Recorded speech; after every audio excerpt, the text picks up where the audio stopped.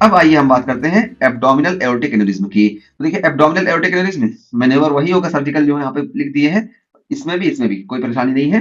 अब यहाँ पे देखिए क्या होगा, associated with transmural inflammation and extra cellular matrix degeneration. ये क्यों देखने को मिलेगा, यहाँ पे देखिए तीनों लेयर जो है ट्यूनिका मीडिया, ट्यूनिका इंटीमा और ट्यूनिका एक्सटर्ना, ये तीनों लेयर में हमको इन्फ्लामेशन देखने को मिलेगा और एक्स्ट्रा सेलुलर मैट्रिक्स का डिजेनरेशन देखने को मिलेगा। इस वजह से हमको यहाँ पे एओर्टिक एन्यूरिज्म देखने को मिलता है। और इसके रिस्क फैक्टर की बात करें तो देखिए tobacco use, increase age, male sex, female history, ठीक है। तो ये सारे इसके रिस्क फैक्टर हैं, यानी ये मेल में हमको ज्यादा देखने को मिलता है। और फैमिली हिस्ट्री तो इंपॉर्टेंट है ही है, और एज जितना ज्यादा होगी यहाँ पे इलास्टिसिटी इसकी इतनी कम होगी, इस वजह से एज फैक्टर भी इसका इंपॉर्टेंट रिस्क फैक्टर है।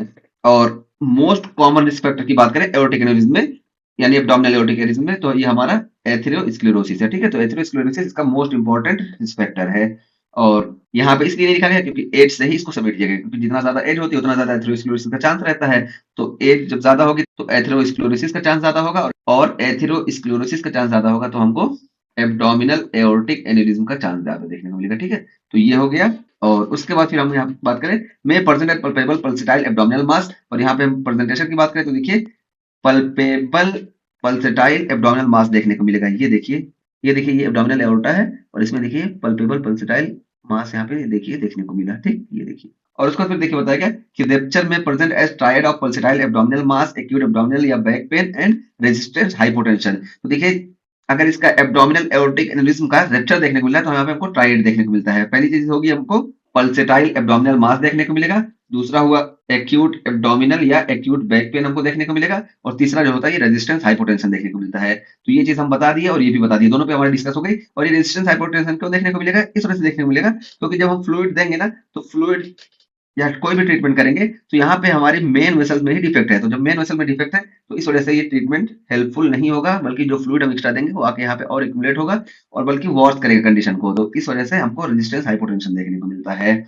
और यहाँ पे देखिए दो चीज और बता दिए कि ब्लू टॉय सिंड्रोम, तो यहाँ पे हमको ब्लू टॉय सिंड्रोम देखने को मिलेगा क्योंकि यहाँ पे एथेरोस्क्लेरोटिक प्लग का फॉर्मेशन आता है। तो एथेरोस्क्लेरोटिक प्लग की वजह से हमको ब्लू टॉय सिंड्रोम भी देखने को मिलता है। और मोस्ट ऑफन इंफ्रारीनल, तो यहाँ पे एब्डोमिनल एओर्टिक एन्यूरिज्म की बात की है कि लोकेशन कहाँ होती है, तो मोस्ट ऑफन हमको इंफ्रारीनल, यानी देखिए जो है रीनल आर्टरी, इसके नीचे हमको देखने को मिलता है, ठीक है। यहाँ पे भी देखिए दिखाया गया है, और ये देखिए डायग्राम में भी दिखा दिया गया। ये देखिए असेंडिंग थोरेसिक एओर्टा में देखिए एन्यूरिज्म हुआ तो यहाँ पे ये देखने को मिला। और ये देखिए एओर्टिक आर्च में देखिए यहाँ पे हमको एन्यूरिज्म देखने को मिला। और डिसेंडिंग थोरेसिक एओर्टा, तो ये देखिए डिसेंडिंग थोरेसिक एओर्टा में एन्यूरिज्म देखने को मिला। और एब्डोमिनल एओर्टा देखिए एब्डोमिनल एओर्टा में देखने को मिला। ये तो हम सब एक्सप्लेन कर चुके हैं। और यहाँ पे देखिए दो टाइप के होते हैं, फूजिफॉर्म एन्यूरिज्म और सेक्युलर एन्यूरिज्म। तो फूजिफॉर्म एन्यूरिज्म क्या होता है, यहाँ पे देखिए ये सिलेंड्रिकल होता है, देखिए सिलेंड्रिकल डायलेशन होता है, ठीक है, फूजिफॉर्म एन्यूरिज्म में।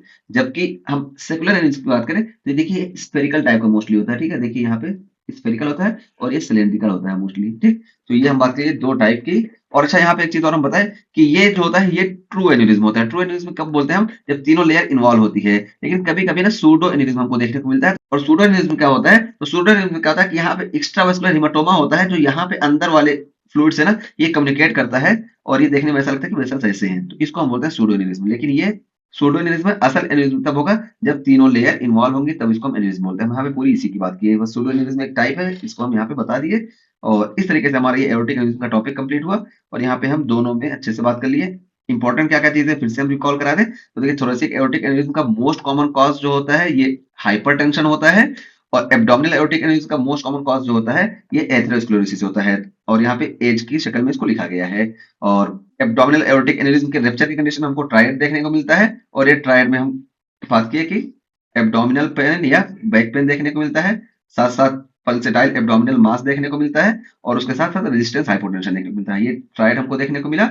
और सबके लोकेशन की हम बात कर लिए, और फिर हम सबके डायमीटर की बात कर लिए, क्रिटिकल डायमीटर की क्या होता है ये चीज हुई। और फिर दो टाइप की बात की, फूसिफॉर्म एन्यूरिज्म और सेक्युलर एन्यूरिज्म, ठीक है। और ट्रू एन्यूरिज्म और फॉल्स एन्यूरिज्म, यानी सूडो एन्यूरिज्म की हम बात कर लिए कि ट्रू एन्यूरिज्म में तीनों लेयर इन्वॉल्व होगी, और सूडो एन्यूरिज्म में तीनों लेयर इन्वॉल्व नहीं होगी, बल्कि बाहर जो हिमेटोमा होता है वो अंदर वाले से कम्युनिकेट करता है। और अगर सिफिलिस की वजह से हो रहा है तो इसको हम ल्यूटिक एन्यूरिज्म बोलते हैं। और यहाँ पे हमको वाजा वेजोरम और एसेंडिंग एओर्टा में डिफेक्ट देखने को मिलता है। तो इस तरीके से हमारा ये टॉपिक कंप्लीट हुआ।